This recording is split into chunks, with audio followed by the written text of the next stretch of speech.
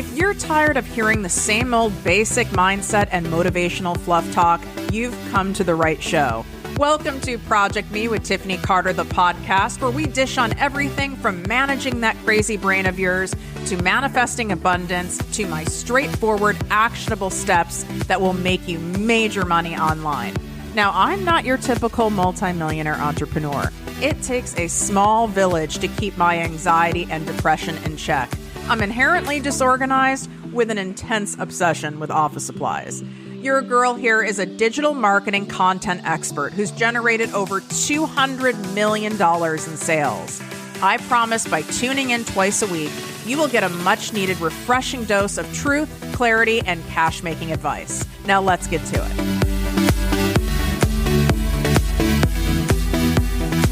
Let me ask you something. Do you feel like you're doing all the things to grow your business, leaving you with little downtime, and then there's no substantial life-changing cash going on? If you had a trusted expert help you lay out a proven growth strategy step by step to get your business to $40, $50, $70, $100,000 months without burning yourself out, would you do it? Imagine if by the end of this year, you got more accomplished in your business in less time while majorly cashing in. Imagine being immersed in an abundant cocoon with other entrepreneurs who will be there supporting you, collaborating with you, and collectively business sister-wifing you to achieve your dreams. Wouldn't it feel great to know exactly what to focus on in your business to help the most people possible while making major cash? Applications close tomorrow night, September 9th at 11:59 p.m. Pacific. This is your last chance to really go for it. If you dream of making millions while helping millions, this mastermind is it. There's nothing else like it in the industry, and there certainly are no other multimillionaire business growth strategists with the receipts that I have offering this level of access to me at this insanely reasonable price. Plus, don't forget, this includes a 2-day in-person luxury mastermind experience that will be the most fun and life-changing event that you've ever attended. Investing and working with Tiffany is by far my best investment in my business and myself, and I've been a part of many programs over the years. This is from Allie Lindstrom, who is a mastermind member from last year. None of this would have happened without Tiffany's strategic guidance and support. She really knows her stuff like no one in the business, coaching, and consulting space. This is from Tori T., who is a women's golf community expert and has the #1 women's golf podcast. And she is also in my last round of my mastermind. So to apply, get the details and the pricing, you can swipe up. That link is in the show notes, but do it right away. Put this episode on pause, because if you want what you say you want, then you've got to have those actions to match it. There's no way for you to play small, for you to play safe, for you to keep trying to figure things out your way and reverse engineering other people that you see online and kind of trying to mimic them and expect that to work. It's not going to work. And you're going to end up spending more time, energy, and money doing that stuff than just going right to the source and learning exactly what to do. So swipe up, that link's in the show notes, or you can go to projectmewithtiffany.com/mastermind to apply, get the details, the pricing, the payment plans, all the things. I would be honored and privileged to guide you to the millions in 2022 and 2023. Welcome to Project Me with Tiffany Carter, the podcast and posse. I'm your host, Tiffany Carter, and it's my birthday week. And I'm not one, I'm a Virgo, so I'm not one that celebrates all month like some people, perhaps my guest today. I was like, brutal attack. But I saved doing this interview for my birthday week because I wanted to celebrate my success and my growth with the coach who has gotten me through one of the hardest, most uncomfortable, excruciating periods of my life personally. And then a byproduct of it, business-wise, it's doing better than ever because our lives and business, they're not separate, which we're going to get into that. But if your life's a mess, if your mind is a mess, if you're feeling off your game, if you're feeling just not good about yourself, you're out of sorts, there's no way that's not going to affect your money house, your business house, your other goals and areas in your life. It's going to. So if you don't have both of those things in order, you're screwed. But we're going to help you fix that today. So I brought on Cara Alwill. She is of the Champagne Diet. So at the Champagne Diet, she is the host of the Style Your Mind podcast, which is widely popular all over the world, and a 9-time best-selling author. I call you like a success coach extraordinaire. Ooh, I'm putting that on my title. Bio. That's my title for you. Some of you may be familiar with her. Some of you might not be, but you're going to hit up Amazon real damn fast because her book, well, especially Girl on Fire, that's your book that like went bananas, right? Girl Code is the first one that did. That's the one that wound up, I self-published. That got me the book deal. And then Girl on Fire, I did on my own. And that one is like blowing up too. See, Girl on Fire is my favorite. I liked Girl Code, but Girl on Fire is my favorite. Thank you. I agree because it's the most recent. I wrote Girl Code like 7 years ago. So I feel it's good, but it's definitely so different than where I am now. And I've learned so much more along the way. So Girl on Fire is my favorite too. So one of the things that blows me away about you is you're a true innovator. If you're almost like 2 steps ahead of what I guess the industry or the trends are doing. Like you had Girl Code. Think about that. Like this whole boss babe, girl boss, all that shit. Girl Code came about before that was a thing. It did. And it really just came from my own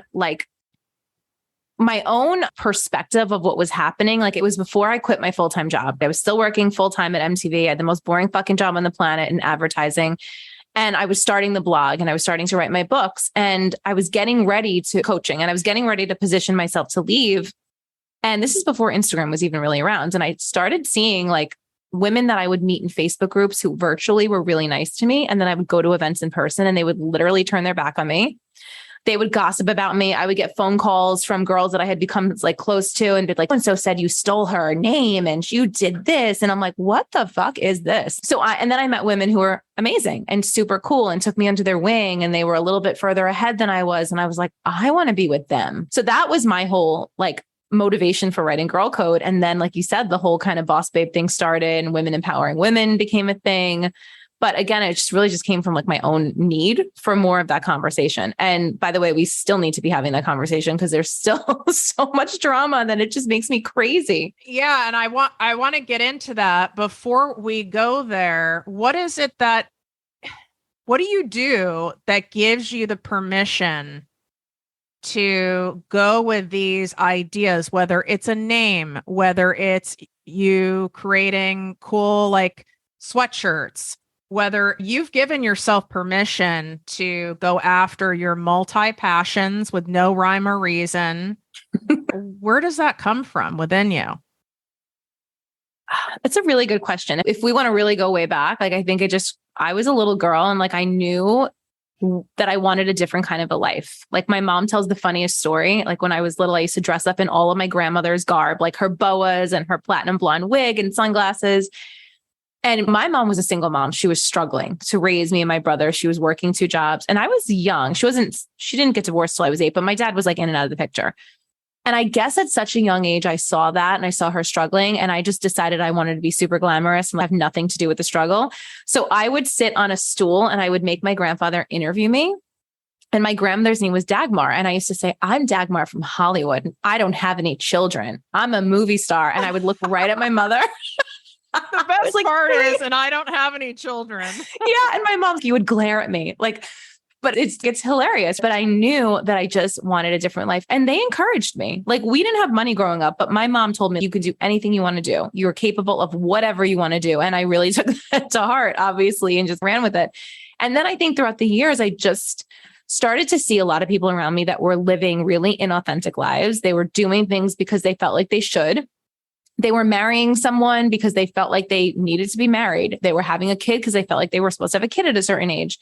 And I think I've always viewed life like through a learning lens. What can I learn from this? And how can I then go teach it to people right after I teach it to myself, that lesson? And I didn't want to be like that. So I'm very aware of what it looks like to not live a fulfilled life. And again, sometimes in my own family, seeing people like who they wanted to do things like my mom would have loved to go on and be a teacher and do all these fabulous things, but she was stuck. And I felt bad about that. And she just always encouraged me to be better, and to do the things she couldn't do. And I think also being aware of my own mortality is huge. I think we should all be aware of our own mortality. Realize that like tomorrow could truly be the last day of your life. And if you looked at everything you've done up to this point, would it be enough? Would you really be happy to leave this planet? Do you feel like you've at least done some of the things you wanted to do? Maybe not all of them. So all of that combined really just pushes me every day to just say, fuck it. I'm going to try something new. And if it works, and if it doesn't, I'll move on and try something different. I really feel that settling is the pandemic of women.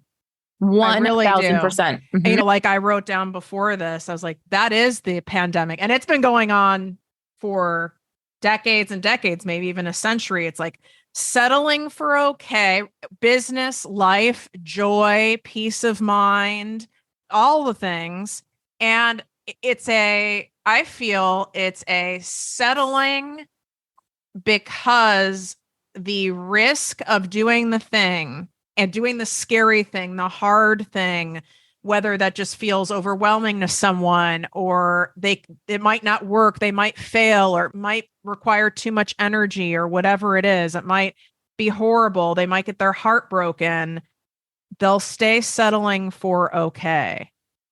Why do you think women, especially, I'm not saying men don't do that too, but why do you think women especially are still fucking doing that? Even though there are a lot of examples, you're one of them, I'm one of them. There's tons of major celebrity females that are great examples of what happens when you don't settle for average, yet it's still such a problem. I think there is, to use your word, a pandemic of women who truly lack self-worth. And I think it is settling is a direct result of your self-worth. Because if you really value yourself and you truly know, and I don't mean, oh, I look hot today, or, oh, I'm making a lot of money this month, like really deeply in your heart, know your value and understand what you bring to the table in this world and what you deserve, you'd never settle again. And it takes a really long time to get there because there's so much shit to unpack, right? Whether it's shit from your childhood, from society. But I know just from my own experience and the experience of all the women, thousands of women that I've worked with throughout the years, it's always tied to it. And for men too, I know a lot of men who are settling because they lack the self-worth. They lack the confidence to believe that they have more to offer, whether it's in moving into a new relationship or quitting a job or going for a job that feels out of reach to them or starting a business. It's literally the same for men and women, definitely more for women though. And I think that's a societal thing because we are still in a very patriarchal world. So I think if we can start to really work on knowing who we are and understanding just how fucking amazing and powerful we are, we start to move out of that place and start to believe that we're just destined and deserving of better things. It's tough because social media, I feel, has put a dent in some of the progress on this in some ways. And I'm call myself out on this too. I do this shit too. You're my coach. But I have to be very careful about scrolling too much, looking at what other people are doing, because I'll go down the path of, I'm not doing enough. Oh my God. It's not because I have solid self-worth in a lot of areas, especially like in the business space, who I am as a friend. There's a lot of areas where I have it, but I'm so behind. I'm not doing enough. Oh my God. I don't have it in me to do all of that. What's wrong with me? Maybe I'm too lazy to be in this space. And these are all thoughts I genuinely have that will hold me back. Like, why have I not put out my fucking money workbook that you guys have heard about since 2020? That's 70% done. It's not because I'm not confident in what I teach you guys. It has nothing to do with that. It feels like I actually end up like shaming myself. I'll be like, it takes so much discipline to write. I don't really feel like it's so much work. Maybe I'm not cut out to put together even a workbook because I don't have that discipline and I'm too lazy. So therefore, I'm basically saying I'm not enough. right? You're saying that you're too lazy and you're not disciplined. Whatever you say is what becomes your truth. I have an interesting story, and this is like a great analogy, I think. So I was just in Mexico last week and I visited a shaman in the middle of the fucking jungle. It was the most incredible experience. So here comes Cara going down a ramp in a jungle in Chanel slides. I was going to say, I know you were wearing something extravagant. She hits the fucking floor. Okay. I'm walking down to this beautiful area with candles burning and this older Mexican woman. And I just hit the fucking floor. I slid, right? I slid down the thing. They're like helping me up and I'm mortified. And I said, I always fall. I always fall. And during the session, she said to me, our words are very powerful. And when you slipped and you told me you always fall, that means that you're going to continue to fall. And it means you don't believe you are supported in your life. And I got fucking chills head to toe. Sorry, I'm using so many F-bombs today. I apologize to whoever I've been. Why you're allowed on the show. I can't help it. It's fuck is a word of passion. So anyway, she tells me that by saying that, you're basically telling the universe that you don't feel supported. And that knocked the wind out of me. Because here I am thinking, and it's true, I have a scar on my knee. I was at the pool and I posted like a picture and everyone's DMing me, what happened to your knee? And I'm like, I fell on the same knee like 10 times this summer walking around. And it's interesting because there's been another time in my life when I was going through a lot of stress and a breakup right before I launched my blog. And I kept falling. And I kept saying, I always fall.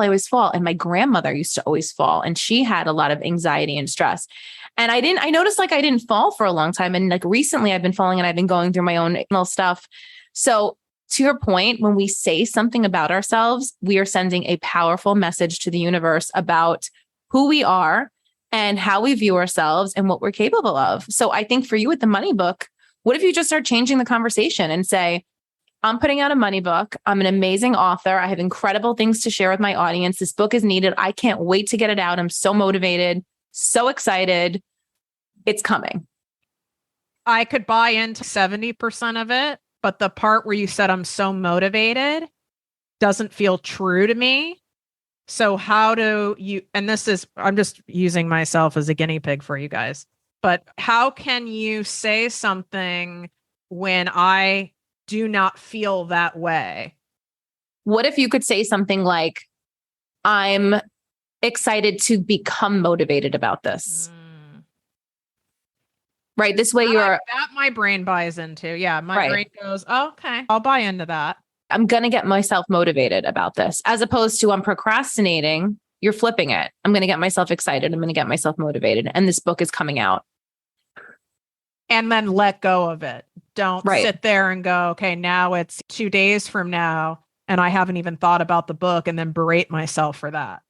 No, and you don't have to affirm these things all day, every day. You just simply shift. So anytime that the thought comes in of, I can't do this, I'm too lazy, just replace it with the better thought. I'm making this happen. And it doesn't mean you have to sit down and work on the book. This is just reprogramming your brain. And then when we do that, then the action, the energy eventually catches up with it.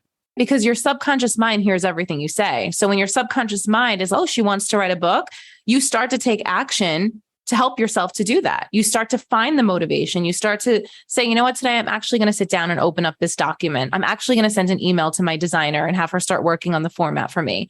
And they connect eventually. But you create so much resistance when you speak negatively about your goals. Your subconscious mind is, okay, I guess we're not doing that. What else is next? Because I know one you hear a lot as a coach, and I do too, is I don't have the time. I have kids. I have a full-time job. I'm starting this on the side. I don't have the time. I don't have the energy. But that's another one. If you keep saying you don't have the time and energy, how would your brain ever come up with any creative solution to find the time? It won't. It literally will just respond to what you're saying and what you're thinking about yourself. So it's not like you have to have this whole personality change. It's not like you have to become somebody else. Just practice your words, practice your thoughts, practice your words. And eventually it starts to change, right? Like I used to get so mad at people who made excuses and I'd be like, they just want to stay stuck. They're a victim. And I would get frustrated because I would see the other side of it. But now I don't even get mad about it anymore, especially with my clients. I'm like, okay, let's just play with something new. Let's try something new on and start small because it's not no, a lot of people's default setting is to speak ill of themselves, is to speak negative, is to believe they can't do something. Not everyone's going to be super motivated and like on fire and ready to work. So rather than like being frustrated about what you're not doing, just practice new ways. Just try on something new. Think about, another question I love to ask myself is, what would the future version of me do? Like the woman I want to be, how is she showing up today? I might not be there yet. I might not be in the home she's in or whatever, have the income she has yet to that level, but like, how would she show up? What would she be thinking? What would she be doing? What would she be saying? How can I align my actions with that version of myself in the future who gets what she wants? I think another reason that so many people don't follow through or don't hire to get the help or don't even have the graphic done or even make a solid dent with some kind of an action. Two things. One, the fear of it not working and what that will mean. I'm going to lose money. I'm going to put in all this effort and it won't work. Time. What the hell am I going to do now if this dream I have doesn't work? And then I do think there's a flip side of there's a belief that they feel, including myself too, that I'm going to have to somehow sacrifice something I don't want to for this to work. Is there any other take that you have on that? Because you're someone who you just do it. It's really infectious. It's one of the great things that just a byproduct of working with you for so many months that has rubbed off on me where it's, you know what, fuck it, I'll just do it. And if it doesn't work, it doesn't work. But as a psychopath Virgo, how's that for affirming a belief for myself? I say that jokingly, but I want to know. That's why I'm a great strategist. I want to know A, B, C, and D, and what's the probability of this working? And let's do a pivot table. And because I don't want to, my time is precious. My energy is precious. I don't want to, and my ego as well. I don't want to put something out there and it not work because that would fucking suck. Of course it would suck. But that doesn't seem to bother you. You go do the damn thing anyway. I think that we can view something as either a failure or an experience. So if something fails in someone's eyes, I look at that as an experience. My book story is the perfect example of this. My first book was rejected by 19 publishers. I could have said, okay, you know what? I'm going to believe them. I'm not famous enough. I'm not a good enough writer, whatever bullshit they were telling me. But instead I went and self-published. And then I went on to land a double book deal because all the publishers came crawling back and I signed on with Penguin Random House and did 2 books with them. And now Girl Code is in 9 languages. But if I had never self-published, if I had never taken that quote failure and trusted myself and chose myself and went down this road, I would never have had this incredible experience. I wouldn't have had this big comeback story. So I urge you and anyone that's listening that feels stuck or feels afraid, just to think, if I don't take the risk, what do I potentially have to lose? Right? If I just stay stagnant, what is my life going to look like tomorrow and the next day and the next day? There's literally no chance of anything cool happening if I just say, no, fuck it, I'm not going to try this. But if you go out and you learn from that experience and you take that rejection or that failure or whatever, and you say, what can I learn here? And how am I going to move forward differently? I think life is like, remember those choose your own adventure books? Oh my God, kids? Obsessed. That's what I think life is. If I go down this road, this could happen. If I go down that road, this can happen. So it's really your own adventure. What do you want to do? Do you want to stay stuck in the same thing, in the same cycle that you're doing constantly and feel bored and burnt out and like a failure? Or do you want to take that and go on a different road and try something new and take that risk and see what's on the other side of that door that you can open? When one of your adventures hasn't worked, which have been multiple times because you've been an entrepreneur for a long time, as have I.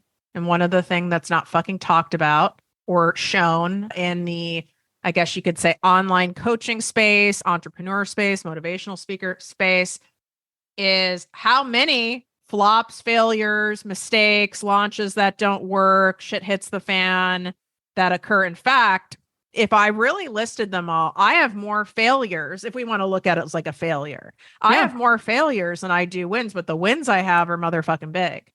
Exactly.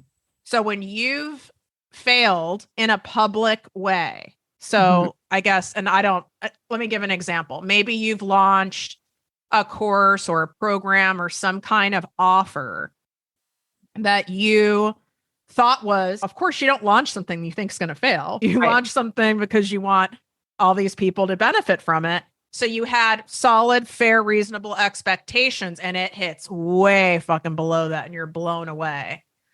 How do you handle that? Because people can publicly see it not with every type of offer you do, like not when you're selling necessarily swag or physical products, because no one can really see your inventory in the background. But they can like that. She's like perfectly positioned herself in front of all of her shipments for all of her sweatshirts. 100 pieces of merch are literally sitting behind me. And I got on here. I was like, are we audio video, Tiff? She's, yeah, we're both. I was like, okay. I'm sitting like a statue in front of a shipping like factory behind me, essentially. And even with those, right? Those sell out every time. You have to go to @thechampagne_diet on Instagram, and then you can get to her website from there. Also, so I don't forget, she has a wait list now for her signature program, Iconic.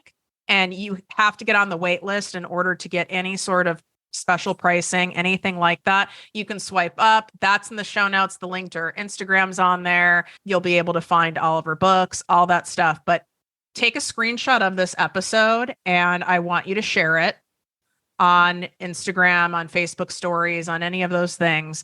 If you're really appreciating this raw, real, and honest conversation by someone who you might not expect to share this kind of stuff, because that's why I hired you. There's literally almost nobody sharing the stuff in real time. It'll be like 10 years go by. I remember when I started my podcast and no one was listening, and I had a live event and 3 people showed up, and now 10 years later and they have thousands of people. That's not vulnerable. Did I ever tell you the Japan story when I flubbed that whole speech? I didn't tell you this. This is good. Okay. So I think everyone listening will really appreciate this, because this was like live in-person embarrassment. This was not just, online and someone spying on my site to see how many signups I have or something. Okay. So a couple of years ago, I was asked to speak at the American Chamber of Commerce in Tokyo because my brother was going on a bachelor party and he invited me, and I posted something saying, so excited to go to Tokyo. Turned out one of my followers was on the board and she was like, we'd love to have you come speak about personal branding. I was like, oh my God, life-changing moment in my career, going to Japan to speak at the Chamber of Commerce. Like, how cool. So I never make PowerPoints and slides, even though I'm a corporate girl at heart. Like I will, even at MTV, I never made a PowerPoint. I speak terrible. They're so boring. So boring. I speak from the heart. I speak on the cuff, like off the cuff. I do me. My brother had lived in Japan for a couple of years and he was like, you have to make a PowerPoint presentation. You have to do this. They're very corporate. They run things differently. So I was like, okay. So I made this horrific presentation about personal branding with made up characters named Kiyomi and Tatsu and all this shit. You would have died. I wish I should actually find it and do a podcast on it because it was so cringy. And I got to this place. I met the president of the marketing group and I met everybody, and it was all people sitting down, mostly men in suits. It was not my audience, but again, I was going to go with it. I got up and I started speaking from the heart. I thanked everyone for having me. I talked about how much I love Japan. And then came the slideshow. Okay. I didn't even know how to click the clicker. I believe that. I didn't even know. So I was on one slide and they clicked it for me. And it was like everything I had just said, just from my heart, like my bio or whatever. So I reread it and I got nervous, and then I couldn't see the screen and I was just freezing up. My throat started closing up.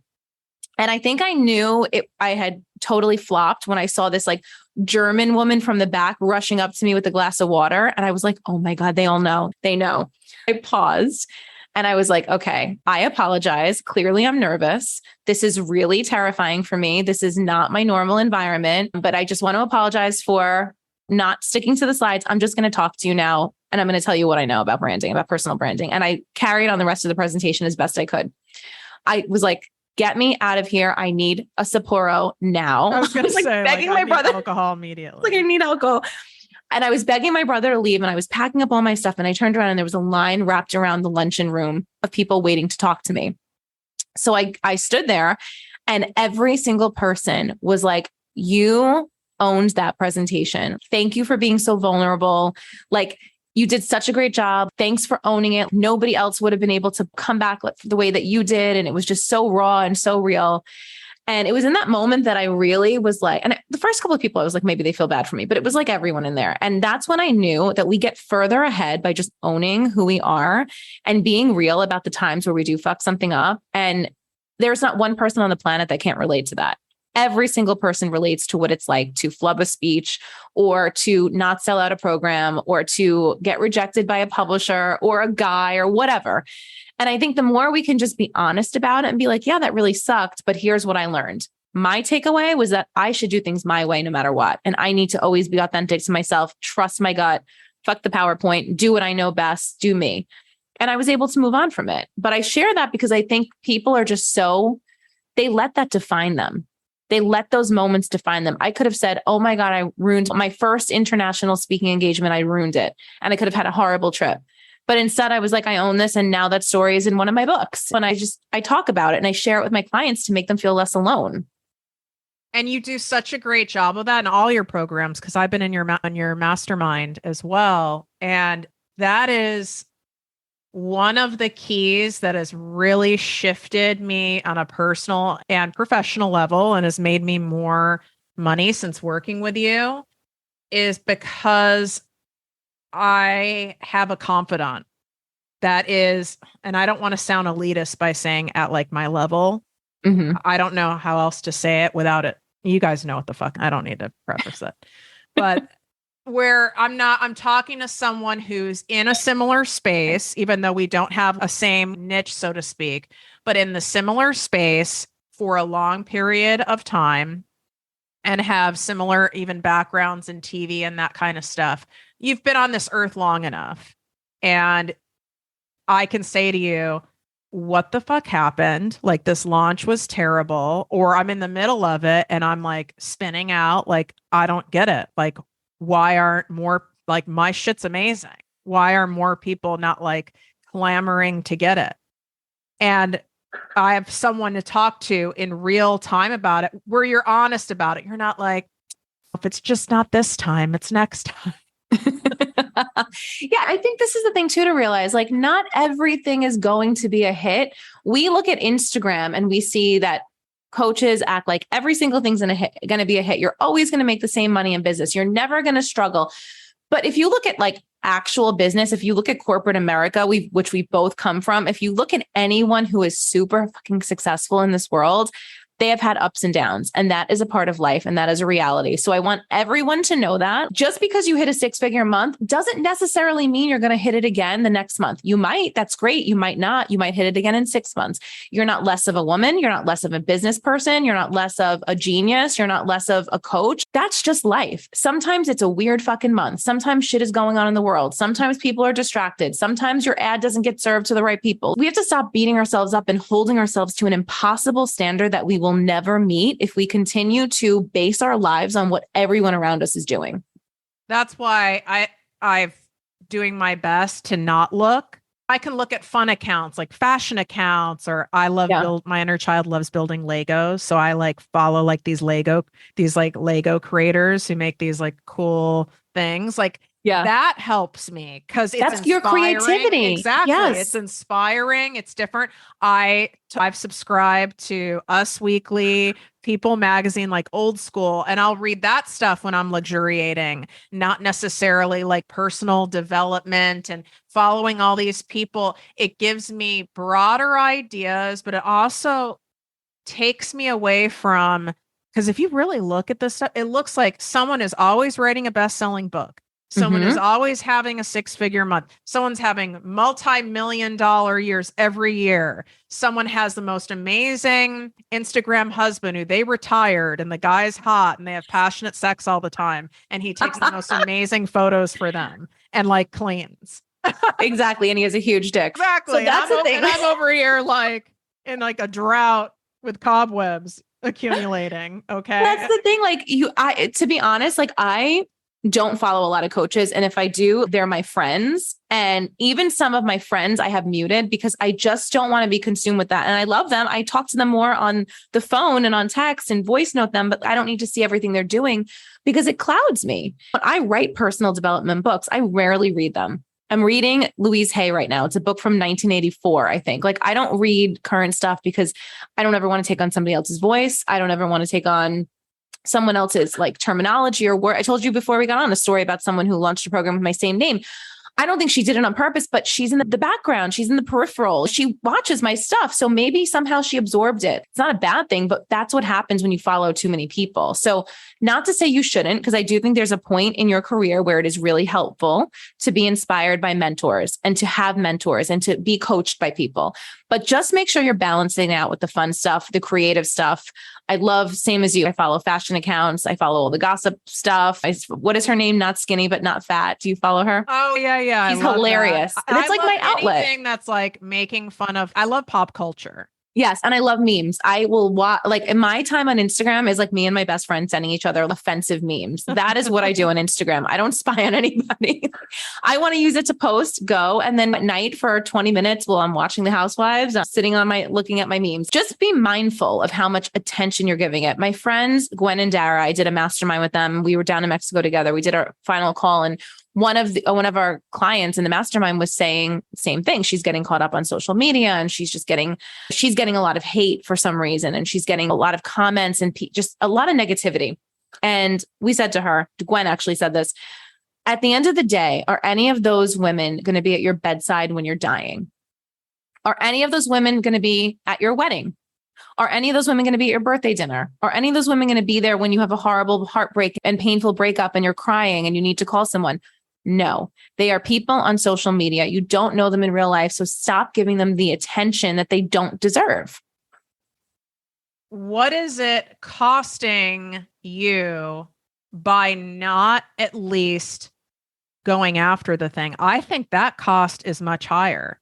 You going, oh, no one took my book. No one took my manuscript or whatever the right term is in that world. No one took it. And it wasn't like two people. You got rejected by many. You could have gone, oh, yeah, who is I to think that I could be a writer? I'm like a fraud and I'm, da. But what would have been the cost? The cost would have been, you would have still had that dream in your heart. So you'd have had that unfulfillment. Would not have impacted people with the domino effect of your book. You wouldn't have had the story about all the rejection and how you triumphed. So it's really selfish for us to not go after what we're being pulled to go after. Completely. And you said impacts. And I just want to tell a quick story about that because again, I could have been in my ego. I could have never published and I'd probably still be sitting in a cubicle in Times Square, hating my life, waiting for 5 o'clock so I could sneak out of the office and go drink wine and ignore the reality of the fact that I'm miserable. That could have been one choose your own adventure. But I went down the path of self-publishing and I got a message. I'll never forget the day this happened. This was not even related to Penguin. This was just these women in Iran found Girl Code and they started translating it. And it became this underground translation and it was in libraries and it was popping up and women were sharing it secretly with each other. And I got a message from a woman and it was a picture of the cover.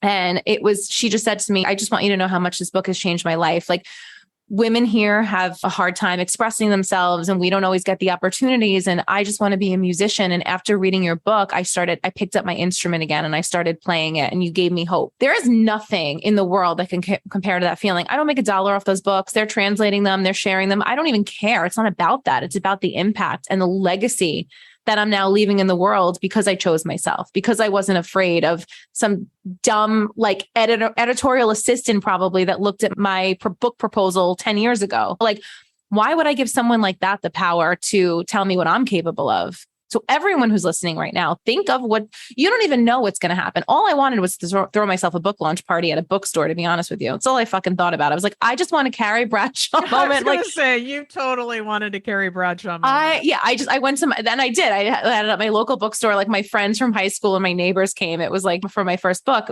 Did I ever know what was going to happen and what was going to come out of that? No.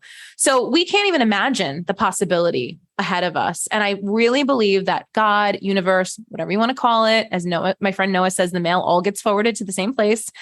Higher power would never have given you a vision on your heart that you were not meant to fulfill, that you did not have the tools to fulfill. I fully believe that, because anything that I have wanted to do has manifested as soon as I believed I could do it. Because we do get in our own way. We block ourselves. We create all sorts of stories, all sorts of conversations and narratives about why we can't do it. But you have that vision for a reason. So be flexible about the way that it might transpire for you. It might not happen on the path. Another thing the shaman said to me was that in Western culture, we see life as a line. And we see this one long timeline, and indigenous people see time. And for those of you who can't see me, I'm drawing like a spirally, swirly thing. It's energy, and it's always flowing, and it's always moving, and it's dynamic. And there's not a before and an after. It's just now. So if we can really just start to think about the moment that we have right now and what we want to do with it and how we show up, like our lives will change. You guys see why she's my fucking coach. And I have to say this because it's of how transformative it's been for me in both of my businesses. And you're not the first person I've done this with. You're the first female. But listen, I've had semi-privates with Tony Robbins and Zig Ziglar, and you blow them out of the water. I could die with that compliment. Thank you. Believe me, we all know I'm not good at faking shit. My fake voice is terrible. You guys want to hear it? I'm like, yes. Like when you don't really feel like dealing with people, but you like are picking up a salad or something and you need to be polite, but you're like cunty as fuck. I'll be like, thank you. Have a nice day. I just can't do it. It's terrible. Like the octave changes. But I have Cara as a line item on my business. Okay. Like you are a line item. It's a non-negotiable. And for you guys, it might be your line item might be attracting someone to help you with graphics or social media, or it could be having a business coach like me. But I have you as a line item. My support is a line item. I'm going to be adding a new therapist, and cash only, of course, as most of best people are. So line item. It's a non-negotiable line item. And that's just the way of looking at it. I can't sometimes have support. I must all the time have support, and my receipts show for it. Yep. What 100%. Is your take on, given support was brought up to you by the shaman? What would you say has been a couple of the things that really has attributed to your consistent growth and success? Therapy for sure. First and foremost, I would not be here without my therapist, and I'm not seeing one currently, but I go through seasons of therapy, and for sure that is 1000% important. I think if anyone is afraid or feels shame around that, like fuck that shit, because we all have stuff to work out. Personal trainer has been huge for me. I don't have one at the moment, but I had one for 3 years, and she really helped me just create a space where I could challenge my body. Like I was never an athletic girl. I would find any reason to get out of gym class. Me and my best friend would be in the corner talking, and our gym teacher would be screaming at us to go around the track. I have my period for the 4th time this month. Yeah, I don't know what's going on. I don't feel good. No, I hated sports, all of that. So I got a trainer, and that really helped me because number one, it was an hour without my phone. It was someone who didn't know me from Instagram, or it was just a random woman who I actually became really good friends with, Anya.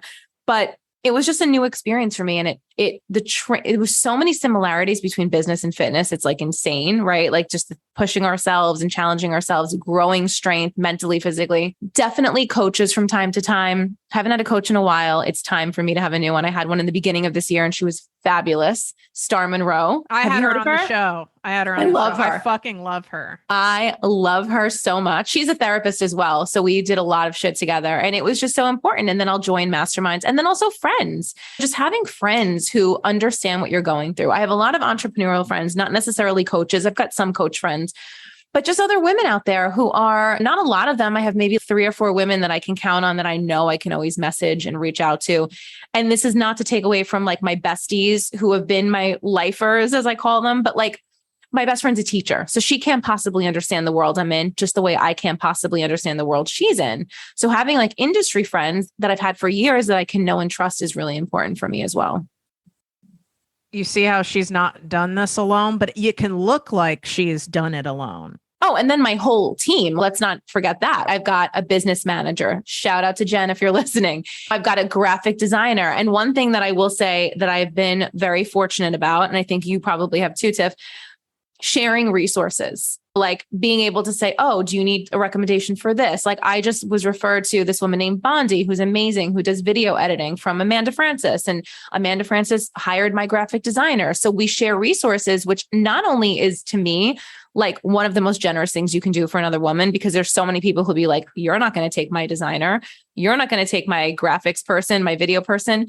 But not only are we sharing resources, but we're hiring other women. And there's nothing better than that. I love paying women. I think if you're asking a woman for a discount or for free shit, like you're not about this life, because you are just scamming people. And I hate that. And I've seen that happen so many times. I pay the people that come on and talk. If I'm doing something where I'm going to have a paid speaker and I'm making money, I want to pay that person. So I think it's just so important to circulate all of the love and all of the help and resources and hire people who love to do what they do. Like we're in our zone of genius. There are other people who are in their zone of genius.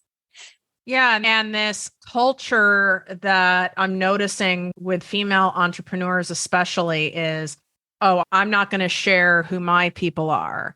And I don't want to share what's worked for me or what doesn't. I'll maybe share a little bit, but if you really want to know, you have to pay me. Mm-hmm. And there's a culture of that going on. Yeah. And I would just say, take a look at yourself. If you're feeling like you don't know how to do something, you've been watching other people's shit and trying to reverse engineer it, just take an inventory of yourself, because if you're playing cheap or you're doing stuff like that, you're going to have it done to you. Mm-hmm. So just take a look at that. Keep yourself in a level of integrity with how you're building your thing, how you're going after your thing. And abundance, right? Exactly. Be in a space of abundance. There's more than enough. Just because I give Amanda, for example, my graphic designer, doesn't mean her brand's going to now look like mine. We're two completely different people.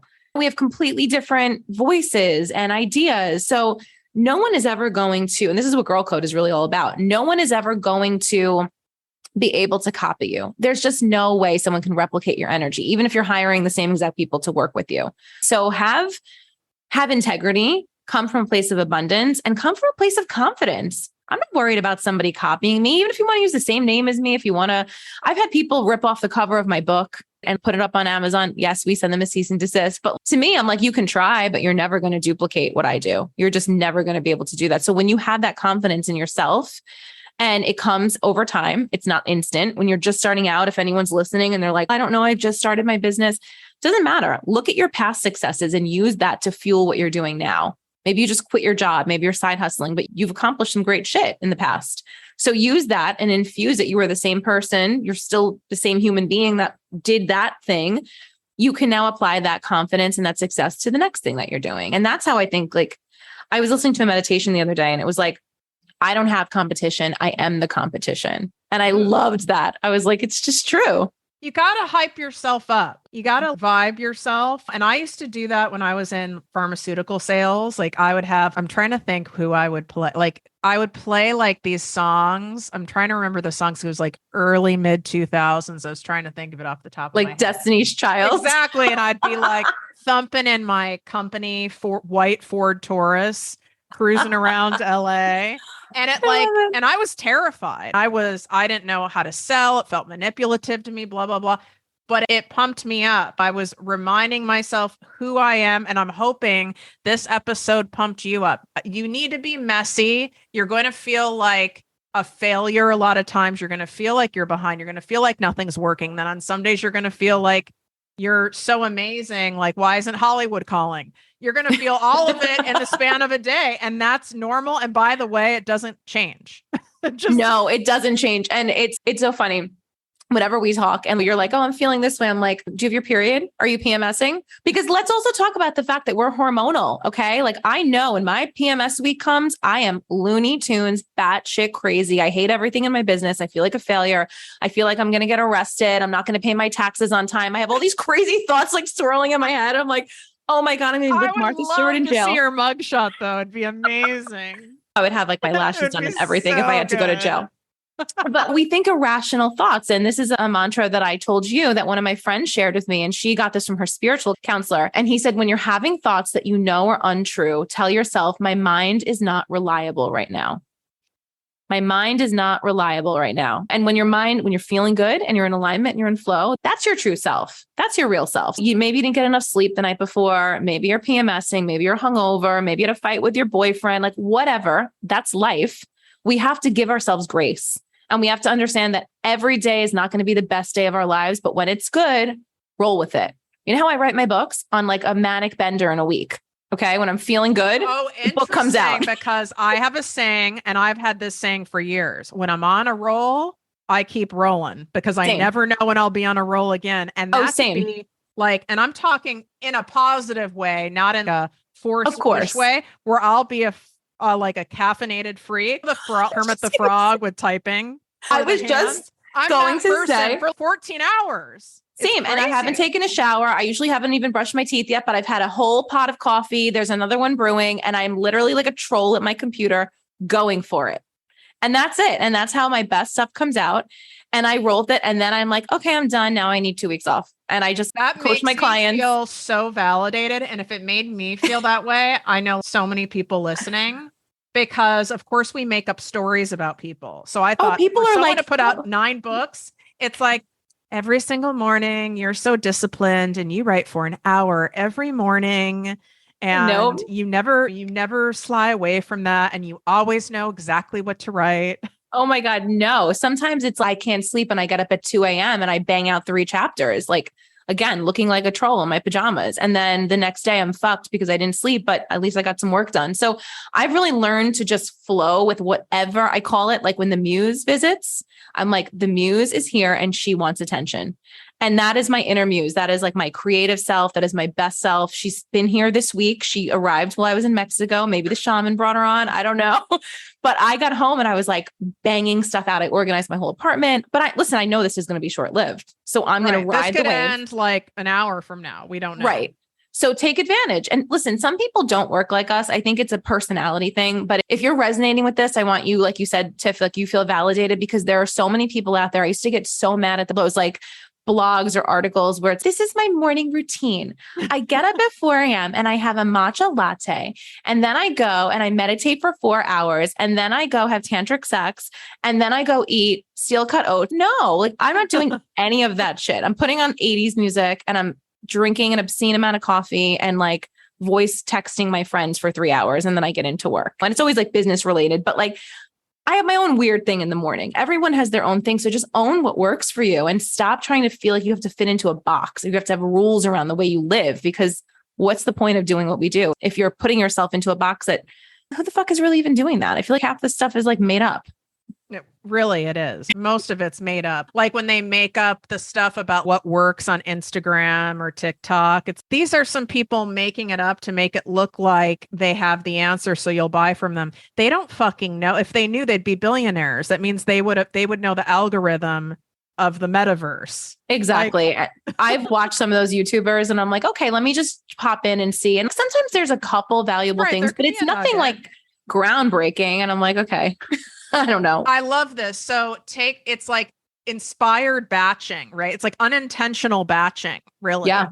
So if that resonates with you, don't feel like, okay, this Friday, I'm going to batch all my videos. Like, why not see what happens naturally and go with that in that time and have some trust. I love this. If you guys love this episode, share it with someone who you feel needs a laugh, can resonate, who has a dream on their heart that they've been resisting or been in self-doubt about. Share it with them. Share it in your Instagram and Facebook stories. Tag me at ProjectME with Tiffany. Tag Cara at The Champagne Diet. You can swipe up for all the links. Make sure you get on that wait list for Iconic Because if you've been in a spot where you're in that like self-doubt, making excuses, I'm not sure, I have a form of an idea, but it's not like fully fleshed out. At least what I've gathered from your program, that is the cornerstone of the program. Yeah, completely. It's about trusting yourself. So like the tagline for Iconic is clarity, confidence, cash / clients, right? Like I'm going to help you get really fucking clear on what you want to do. From the clarity, that's going to inspire the confidence. And then from the confidence, that's how you bring in cash and start monetizing everything. That's the order, really. And we go so into it. Of course, I think at this point, it's now 6 weeks. I just keep expanding on it every year. And once it's live, it's all live because, I like the live aspect. So you come on with me, you can be coached directly by me. And then every single year when I reopen it, you can come in for free again. And you can absorb everything. That's so generous. They can come even on the lives for free? Yeah, they can come on the lives. Yeah. And everyone's very respectful. There's really no one that like takes over. Everyone has a chance to talk and the groups are great. That's really generous. I love that. It's like a refresher. So you guys swipe up, get on the wait list go check her out. You need to buy some books. You need to get in this energy because there's no way you're not feeling right now. You know what? Fuck it. I'm going to do the damn thing. There's no way you're not feeling more of that right now than when you first pressed play. So I want you to stay in that energy, but to stay in it, you need to be listening to the podcast, reading the books, taking that stuff in so it sinks into that brain of yours, because your brain's going to come in with resistance and tell you all the reasons why you can't. I don't have the money. My husband doesn't support me. I don't have the credentials. I don't really know what I'm doing. I started too late. I need to wait till my kids are older. All that shit's going to come in. So you have to counteract that by taking in this kind of energy and empowerment and information. Thank you so much for sharing yourself, your wisdom with all the people. You've blessed my life in about 1,000 different ways. I know I called you in, you called me in. I love you. I'm so happy to be here. And thank you to everybody that listened. It was an honor to be on. If you're still listening, thank you. Check out the podcast. And I feel like I could talk to you for 7 hours. Of course we could. And then they'd be like, you guys probably would listen. Then you'd be like, these bitches are really weird. It's like an audiobook now. It's 12 hours long. Love you. Love you. If you enjoyed this podcast, please write a 5-star review on iTunes. Not only will this make me super happy, but it will allow more listeners to find our special show. Simply help me help others.